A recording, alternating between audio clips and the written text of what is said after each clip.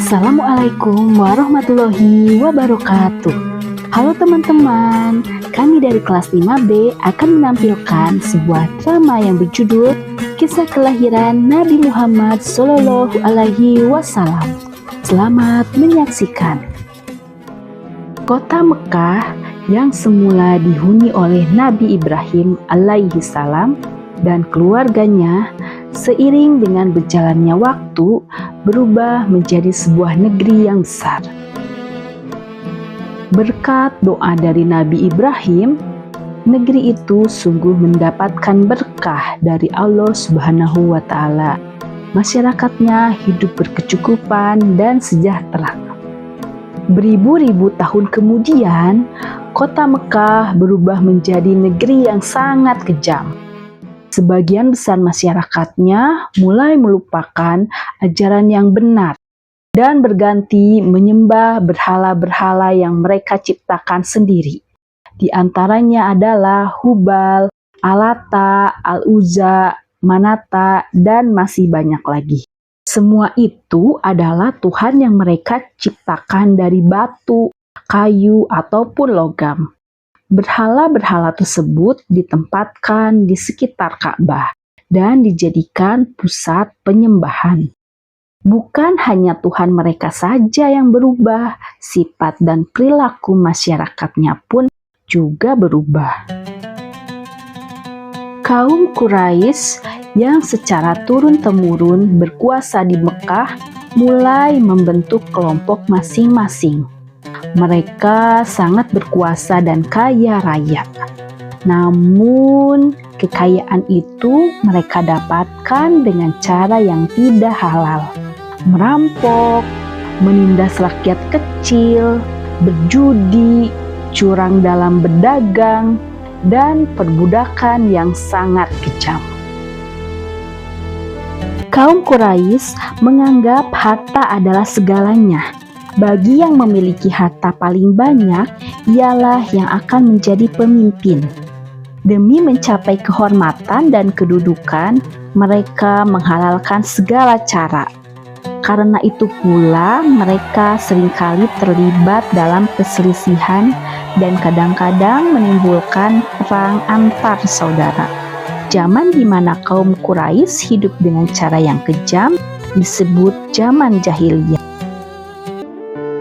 Pada zaman itu ada seorang wanita solihah bernama Aminah, suaminya bernama Abdullah. Pada saat Aminah mengandung, Abdullah harus pergi ke Syam untuk berdagang. Jangan khawatir istriku, jagalah kandunganmu. Assalamualaikum.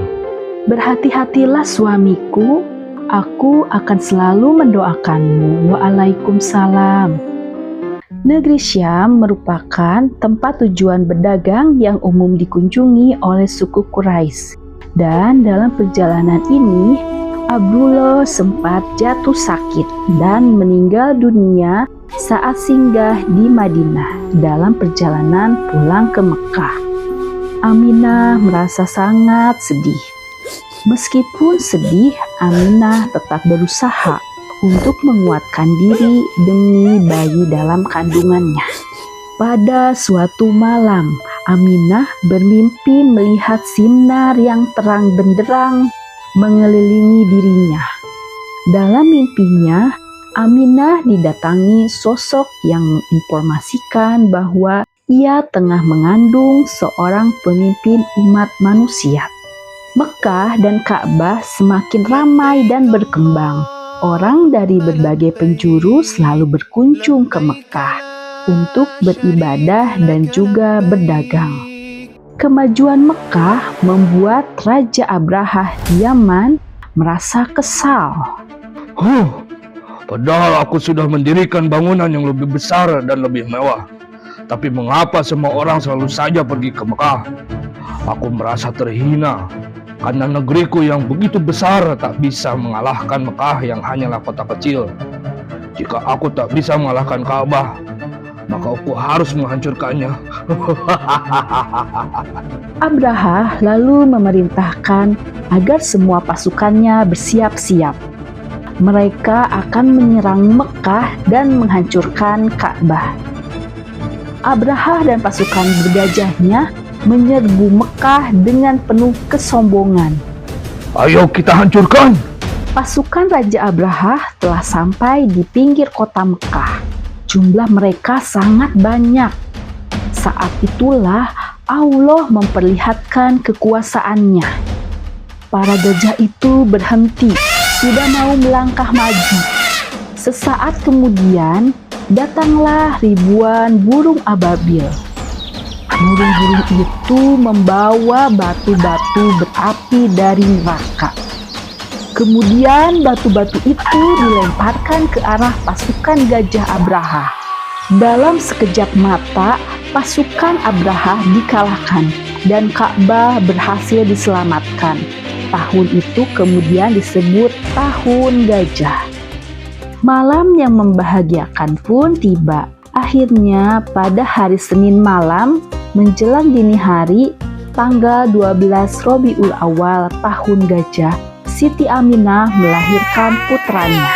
Di dalam kesendirian tanpa didampingi sang suami yang sudah tiada, Allah mengutus 4 orang wanita agung yang membantu persalinan Nabi Muhammad SAW.